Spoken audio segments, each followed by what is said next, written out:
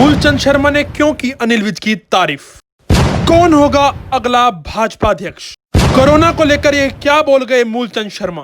Home minister हैं और सारे हालात को देख रहे हैं। एक एक पल पल की रिपोर्ट उनके पास है और सारी जातियां मिलती हैं जब कोई जमात बनती है। थोड़ा आज हरियाणा में बीमारी का जो आंकड़ा है और प्रदेशों से कम है और भारत में दूसरे देशों की अपेक्षा कम है।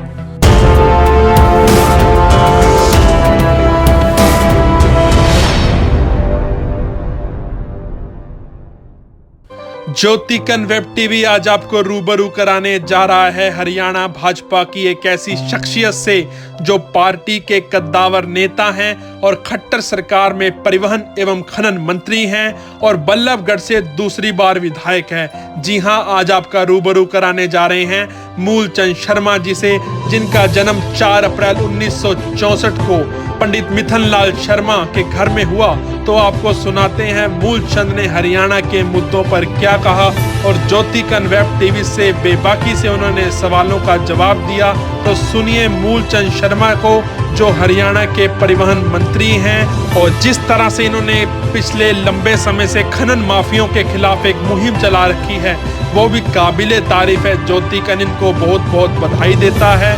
आज इन्होंने ज्योतिकन से विशेष साक्षात्कार में कई प्रदेश के अहम मुद्दों पर अपनी राय रखी। सुनिए इस इंटरव्यू को। हम आपसे चाहते हैं इस इंटरव्यू को ज्यादा से ज्यादा शेयर करें और फेसबुक और यूट्यूब पर हमें सब्सक्राइब एवं लाइक करें। ज्योतिकन वेब टीवी देख रहे सभी दर्शकों का स्वागत है। मैं आपके साथ शिवरंजन। आज हमारे साथ ज्योतिकन वेब टीवी में मुख्य मेहमान हैं वर्तमान में हरियाणा सरकार में ट्रांसपोर्ट एवं खनन मंत्री और बल्लभगढ़ से दूसरी बार विधायक मूलचंद शर्मा। मूलचंद शर्मा जी, ज्योतिकन वेब टीवी में स्वागत।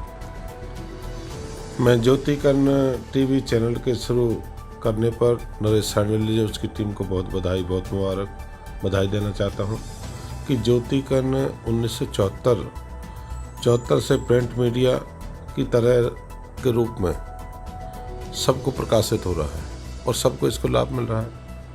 और मैं जो भी न्यूज़ चैनल का जो डिजिटल है और मोबाइल फ़ोन से देश विदेश की खबरों को देख सकते हैं और सोशल मीडिया का खबरों का विश्लेषण देश में तेज़ी से चल रहा है। और मैं इस चैनल को इस बात की बधाई कि इन्होंने हमेशा आम आदमी की बात को उठाया है, जरूरतमंद लोगों की बात को ध्यान दिलाया है। मैं इस बात की सांडली जी को बहुत बधाई, बहुत मुबारक। इससे आम आदमी को लाभ मिलता है, जिसकी आवाज़ दबती है उस आवाज़ को उठाने के लिए, गरीब की आवाज़ को उठाने के लिए, आम लोगों की जरूरत उठाने के लिए और बहुत लंबे समय से कार्य कर रहा है। इस बात की बहुत बधाई। तो अब हमारी आगे जो है ज्योतिकन की वेब टीम आज इनके पास पहुंची और इनसे कुछ खास बातचीत करेगी हमारी ज्योतिकन की वेब टीम। मूलचंद जी, कोरोना महामारी का दौर है। हालांकि मोदी जी के नेतृत्व में, भारत के प्रधानमंत्री के नेतृत्व में लॉकडाउन करके कोरोना महामारी की चेन को डिमोलिश किया गया और हरियाणा में मुख्यमंत्री मनोहर लाल खट्टर के नेतृत्व में, हेल्थ मंत्री अनिल विज के नेतृत्व में तमाम मंत्रियों ने, प्रशासनिक अधिकारियों ने, पुलिस ने, सबने एकजुट होकर कोरोना महामारी को जो है ख़त्म करने का, हराने का प्रयास किया और उसमें हरियाणा कामयाब भी रहा। तो इन दिनों जो है कोरोना महामारी के लगातार केस बढ़ रहे हैं और ज़्यादा जो है एनसीआर में ज़्यादा असर देखने को मिल रहा है। तो क्या ये दोबारा लॉकडाउन होने की स्थिति हो सकती है? ये दुनिया की सबसे बड़ी महामारी है। ऐसे विकसित देश जो हेल्थ के प्रति बहुत ध्यान रखते हैं, उन देशों को तबाही करने का काम इस महामारी ने करा। और फिर जैसे सारा भारत जैसा देश जिसकी 130 करोड़ पॉपुलेशन है, नरेंद्र मोदी जी के नेतृत्व में और प्रदेश के मुख्यमंत्री मनोहर लाल जी के नेतृत्व में और हमारे जो स्वास्थ्य मंत्री हैं, होम मिनिस्टर हैं अनिल विज जी, उनके नेतृत्व एक बहुत मजबूताई के साथ लड़ाई लड़ी है और जिसमें कई बार लॉकडाउन करना पड़ा, कई बार लोगों को भीतर रहना पड़ा। आज हरियाणा में बीमारी का जो आंकड़ा है और प्रदेशों से कम है और भारत में दूसरे देशों की अपेक्षा कम है। एनसीआर का इलाका है, दिल्ली के आसपास तमाम भारत के लोग रहते हैं। सबसे ज़्यादा जो महामारी का हाल रहा वो दिल्ली एनसीआर के क्षेत्र में रहा है। जैसे फरीदाबाद है, गुड़गामा है, झज्जर है, सोनीपत है, सबसे ज़्यादा यहाँ प्रभाव दिल्ली के एनसीआर में है। और मैं तो एक ही बात कहूँगा, इस बीमारी से लड़ने के लिए हम सब लोगों को, जो आदरणीय देश के प्रधानमंत्री नरेंद्र मोदी जी के नेतृत्व और बार बार मनोहर लाल जी प्रदेश के मुख्यमंत्री, उन्हें अपील करिए अपनी दूरी बना के रखें, डिस्टेंस बना रखें, फेस मास्क लगा के रखें और सैनिटाइज करके रहें। तो इस सब के लिए हम सबको इसके साथ मिलकर लड़ाई लड़नी पड़ेगी। अनिल विज जी ने कल अम्बाड़ा में पत्रकारों को कहा कि मैं हरियाणा की जनता को बचाने के लिए कुछ भी करूंगा, अगर जरूरत पड़ी फिर एनसीआर को जो है हरियाणा की सीमाओं को सील करूंगा। आप अनिल विज जी के इस बात से कहां तक सहमत हैं? क्योंकि आप फरीदाबाद से आते हैं, बल्लभगढ़ से आप विधानसभा को के प्रतिनिधि करते हैं, तो आप उनकी बात से, अनिल विज जी की बात से कहां तक सहमत हैं? नहीं, अनिल विज जी स्वास्थ्य मंत्री हैं, होम मिनिस्टर हैं और सारे हालात को देख रहे हैं। एक एक पल पल की रिपोर्ट उनके पास है और कई बार हालात ये हैं कि भाई क्या डिसीजन लेना पड़े। इस बीमारी के जो आंकड़े बढ़ रहे हैं, दिन प्रतिदिन बढ़ रहे हैं, एनसीआर में सबसे ज़्यादा है। उन्होंने कहा कुछ इलाके को हम इस तरह से लॉकडाउन करेंगे, उसे विचार करेंगे, विचार करने के बाद जिस इलाके को देखेंगे वो लोगों के हित में होगा। आज ये ना समझे हम 2 दिन 3 दिन लॉकडाउन हो जाएगा तो बहुत बड़ी परेशानी। आज जीवन को बचाना है, जीवन को जान है तो जहान है। तो अनिल विज जी हर चीज़ पर उनका ध्यान है और जो भी करेंगे प्रदेश के हित में जो भी निर्णय लेंगे वो ठीक लेंगे, हालात को देख के लेंगे। मूलचंद जी, आप दिल्ली के नज़दीक ही आपका विधानसभा क्षेत्र है, फरीदाबाद जिला है, उसी से आप आते हैं बल्लभगढ़ से। कहीं ना कहीं जो दिल्ली के अंदर ये महामारी बड़ी तेजी से फैली है, इसमें किसका आप दोष मानते हैं? केजरीवाल और उनकी सरकार का दोष मानते हैं? क्योंकि जब से अमित शाह जी ने कमांड संभाली है तब से कुछ हालात वहाँ चेंज हुए हैं, बदले हैं, लोग अपने आप को प्रोटेक्ट महसूस कर रहे हैं। इस बात से आप कितना सहमत हैं? दिल्ली देश की राजधानी है, सारे जहाँ हवाई अड्डे से, रेल से सारे वहाँ लोग उतरते हैं। कोई टैक्सी वाला है, कोई स्वीपर है, कोई काम करता है कि सबसे बड़ी महामारी दिल्ली से फैली सब्जी है। दिल्ली में सारे दुनिया का आदमी आता है जी। और धीरे धीरे वो मुकाम, धीरे धीरे उसकी शुरुआत हुई। उसमें दोष किसका है? दोष क्या है कि मैं तो नहीं मानता कि हर मुख्यमंत्री, चाहे पक्ष का है चाहे विपक्ष का है, हमारे देश के होम मिनिस्टर अमित शाह जी ने दिल्ली की कमांड जिस दिन संभाली है, उन्होंने पूरी टेस्टिंग है, हॉस्पिटल की बात है। उस दिन से फर्क पड़ा है जिस दिन से अमित शाह जी ने संभाला। अच्छा, क्या हो गया कि अमित शाह जी के संभालने के बाद वो चीज़ कंट्रोल होगी और वो कंट्रोल अरविंद केजरीवाल नहीं कर पाए? नहीं, उसके बाद क्या है कि सामूहिक लड़ाई, इस बीमारी की सामूहिक लड़ाई लड़नी है। अकेला कोई नहीं लड़ सकता, सबकी जरूरत है इस लड़ाई के लिए, चाहे पक्ष हो चाहे विपक्ष हो, किसी दल का हो। और अमित शाह जी ने खुद दिल्ली को अपने हाथ में लिया है। जिस दिन दिल्ली को अपने हाथ में लिया उस दिन से टेस्टिंग बहुत बड़ी है और लोग जागरूक हैं और लोगों को रोकने बार बार कहा गया भाई अपनी टेस्टिंग कराएं, बिना टेस्टिंग कोई बाहर नहीं जाए। और कई बार दिल्ली लॉकडाउन हुई है, इसका लाभ सभी एनसीआर को मिलेगा, दिल्ली को नहीं, एनसीआर को भी लाभ मिलेगा। और अमित शाह जी पूरी मजबूती के साथ इस बीमारी के साथ जो अभियान छेड़ा है उसका लाभ सबको मिलेगा। क्या अरविंद केजरीवाल जी को थोड़े पहले समय अगर मार्च में ही अप्रोच कर लेते वो भारत सरकार से, केंद्र सरकार से, वो ईगो में रहे, ऐसा मानते हो आप? वो ईगो में रहे? हाँ, ये तो रहा, उसके गैप तो रहा। ईगो में रहे, ईगो मानते हैं। आचार विचार का थोड़ी कमी नहीं, पर वो लड़ाई को उन्होंने ये नहीं माना सबको लड़ाई लड़नी है। पर नहीं, आपकी बात से सहमत हूँ, लेकिन कहीं ना कहीं आप अरविंद केजरीवाल की ईगो मानते हैं? हाँ, मानता हूँ। अगर उस समय पे इस तरह के अभियान चलते तो बीमारी इतनी बड़ी नहीं चलने।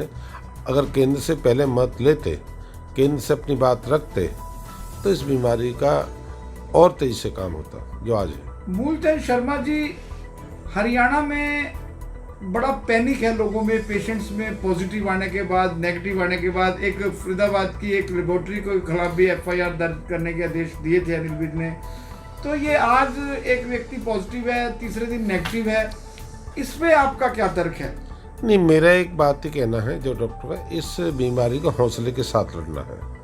हौसला कमज़ोर से नहीं, इस बीमारी को हौसले के साथ लड़ना है और हौसले के साथ जीना है और मजबूताई के साथ लड़ाई लड़ना। ये बीमारी, इससे डर है, पैनिक है।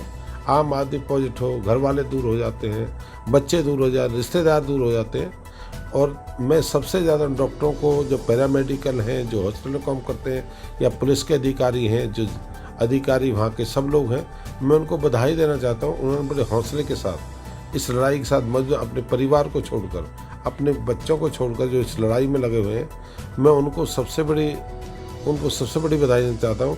उनने हौसले के साथ लड़ाई को लड़ा है। मूलचंद शर्मा जी, मेरा आपसे एक सवाल है कि हरियाणा सरकार जो है, ये पैनिक को मुख्यमंत्री मनोहर लाल खट्टर जी ने बड़े बढ़िया तरीके से इस लड़ाई को लड़ा है, मॉनिटरिंग किया है और अब व्यक्तिगत तौर पे वो हर जिले में जा रहे हैं। तो इस पैनिक को कम करने के लिए, काउंसलिंग करने के लिए पेशेंट्स की जो पॉजिटिव आ गए हैं, क्या इस तरह की कोई प्रपोजल बनाई जा रही है ताकि लोगों का पैनिक कम हो? क्योंकि अब पॉजिटिव पेशेंट को जिसमें सिम्टम नहीं है उसको घर ही क्वारंटाइन किया जा रहा है और उसके फ्रूटफुल रिजल्ट हैं। तो क्या काउंसलिंग करने के लिए इस तरह की कोई टीम तैयार की जा रही है?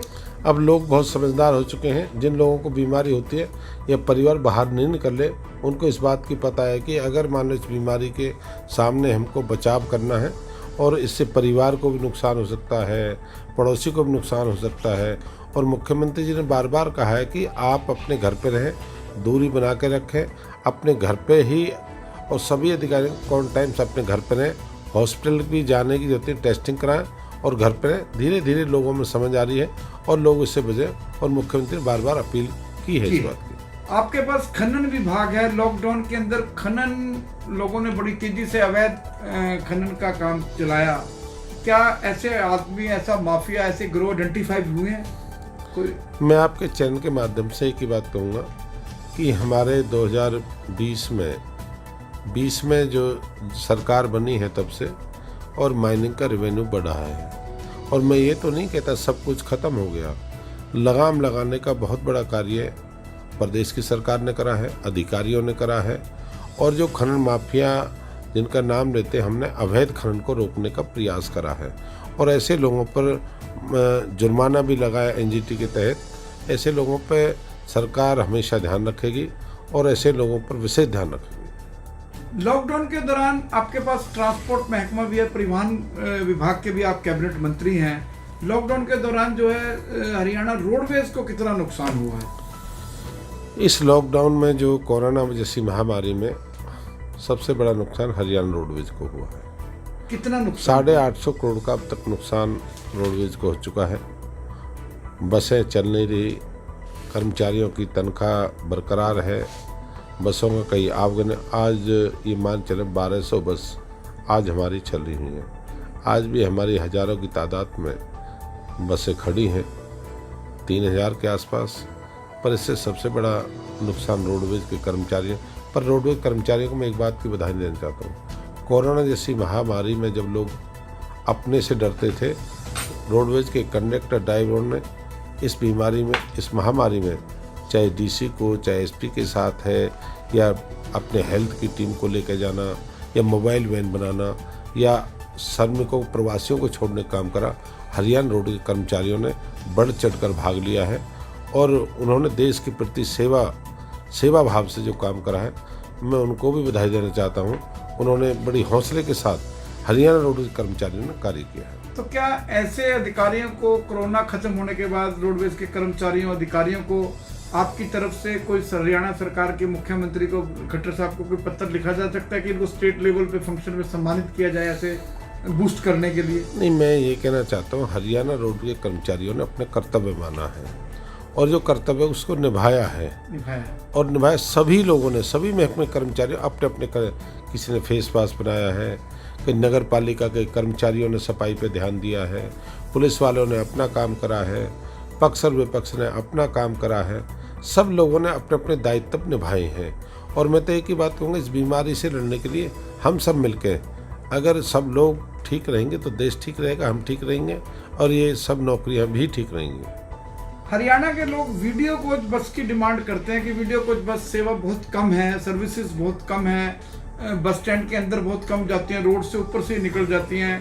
तो और लोग इसको उसमें सेवा का आनंद लेना चाहते हैं, लेकिन रोडवेज में बस वीडियो कोच सर्विसेज बहुत कम है। बहुत से डिस्ट्रिक्ट तो आज भी ऐसे हैं जहाँ वीडियो कोच बस जाती नहीं। तो क्या आने वाले दिनों में आपकी कोई इस तरह की प्रपोजल है कि वीडियो कोच बस को बढ़ावा दिया जाए? नहीं, हमने अभी लॉकडाउन से पहले ही हमारी बसों की एक खेप थी जो अपनी जो वीडियो कोच बस थी 18 हमारे पास आ चुकी हैं, पुरानी बस भी हैं। जब लॉकडाउन ख़त्म होगा, जहाँ जहाँ भी डिमांड होगी उन जिलों से हम अपनी वीडियो कोच को चलाएंगे और जहाँ भी जो बसों के जो आपने कहा कि ऊपर से निकल जाती है फ्लाईओवर से, उन बसों को सभी को डायरेक्शन देंगे वो अपने स्टेशन को ना छोड़ें, जिस स्टेशन से निकलना है, जिस रास्ते से वहीं से। चलते चलते मूलचंद जी, मेरा एक सवाल है। राजनीति से विधानसभा का बड़ौदा उपचुनाव होना है। श्री कृष्ण जी का निधन के बाद ये सीट खाली हुई थी, तो आपका भारतीय जनता पार्टी और जजपा का गठबंधन है, जबकि 2019 में भारतीय जनता पार्टी बड़ौदा में दूसरे नंबर पर रही। तो क्या फाइनल हुआ विचार कि बीजेपी लड़ेगी बड़ौदा उपचुनाव या जजपा लड़ेगी? देखो, भारतीय जनता पार्टी और जजपा का गठबंधन है और गठबंधन की सरकार है और जो विकास जो हो रहे हैं दोनों गठबंधन साथ हो रहे हैं। ये संगठन का काम है। संगठन किस पार्टी का कौन साथी चुनाव लड़ेगा, किसको लड़ाना है, ये दोनों पार्टी संगठन तय करेगा कि कौन चुनाव लड़ेगा, किसको लड़ाना है, ये तय करेंगे वो। भारतीय जनता पार्टी के प्रदेश अध्यक्ष बदलने को लेकर पूरे प्रदेश में चर्चाओं का बाजार गर्म है।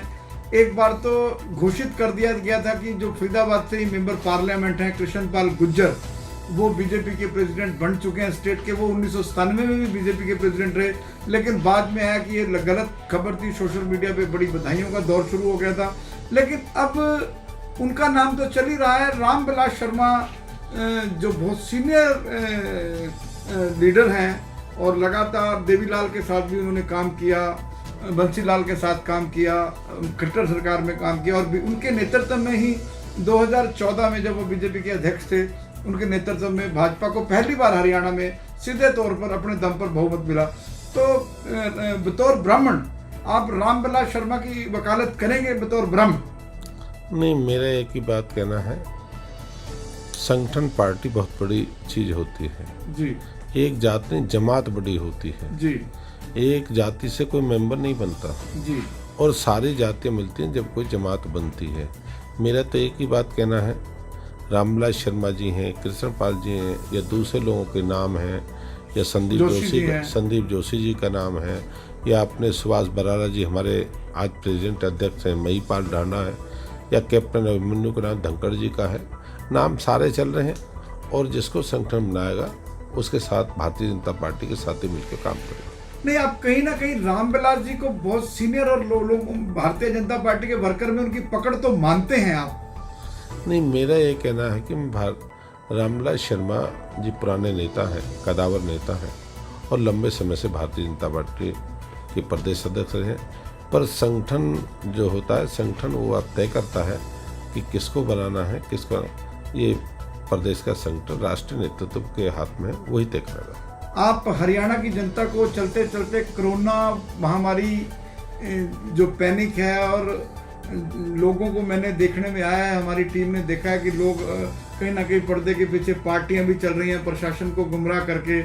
मास्क भी कम हो गया है, सैनिटाइजर का यूज़ भी कम हो गया है, साबुन से हाथ धोने भी बंद हो गए हैं। तो ये कहीं ना कहीं जो चैन मोदी जी के नेतृत्व में डिमोलिश हुई है, और ये हरियाणा में भी ये चैन जो है बहुत कमजोर पड़ी है। तो ऐसे लोगों को आप क्या संदेश देना चाहते हैं ज्योतिगण वेब टीवी के माध्यम से? मैं तो एक ही बात कहूँगा, देश के प्रधानमंत्री नरेंद्र मोदी जी के नेतृत्व में और प्रदेश के मुख्यमंत्री मनोहर लाल जी के नेतृत्व में जो उन्होंने संदेश दिया है देश के प्रति,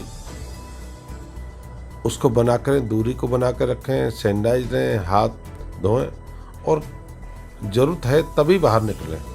उसको पूरी तरह अपने लोगों को बचाना है, देश को बचाना, प्रदेश को बचाना, परिवार को बचाना है, तो इस नियमों की पालना करें और अपनी दूरी बनाकर रखें। ये थे मूलचंद शर्मा जी, हरियाणा के खनन और परिवहन मंत्री, जिन्होंने बेबाक तरीके से अपनी बात रखी।